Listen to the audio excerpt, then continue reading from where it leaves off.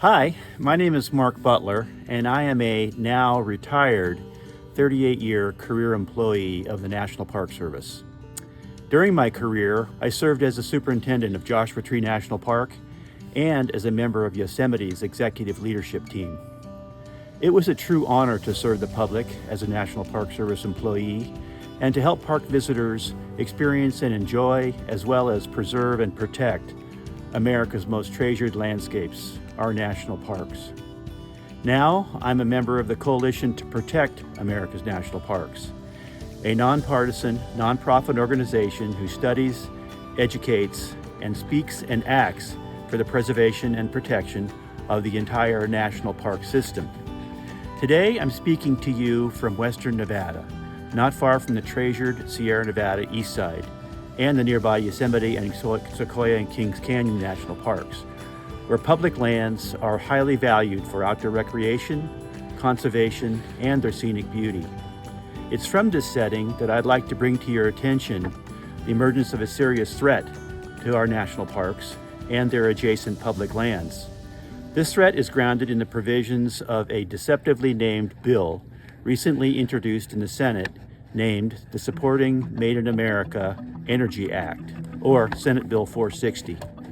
In short, this act would force significant annual federal land leases and give oil companies free rein over hundreds of millions of acres of public lands across the country, despite economic and other concerns expressed by local elected officials, businesses, and stakeholders. It will include lands that border national parks that are important for outdoor recreation, wildlife habitat, and cultural resources.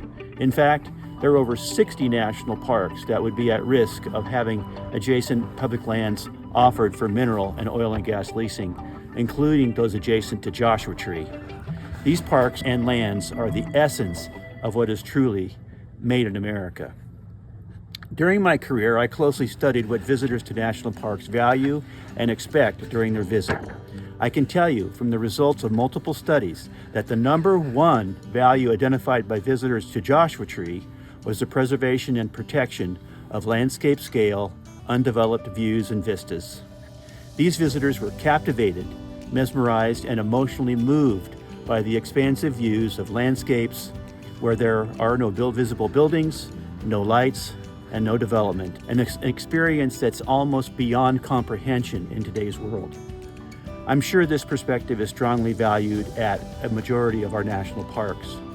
Perhaps this is also why the 15th annual 2025 Colorado College Conservation in the West Pole has consistently shown, regardless of political affiliation, a whopping majority of 83% would like to see our national monuments protected. We all know what's at risk. Think about it. Once the undeveloped views and scenic vistas are lost, once oil drilling infrastructure is established, including the dominant views of drilling rigs, platforms, and pipelines, or the visual impacts of gas burn-offs, some of which have been visible from space, there's no going back. The same can be said for the negative impacts to wildlife habitat, ecosystem conservation, cultural landscapes, and to your outdoor recreation experience. Based on the past record, we can reasonably say that these impacts would likely be there forever, and the values desired by a majority of Americans will be lost forever too. It's with this understanding that I'm asking you to please contact your elected officials and ask them to oppose Senate Bill 460 and push them to find new solutions and other approaches for long-term energy production and security. Thank you.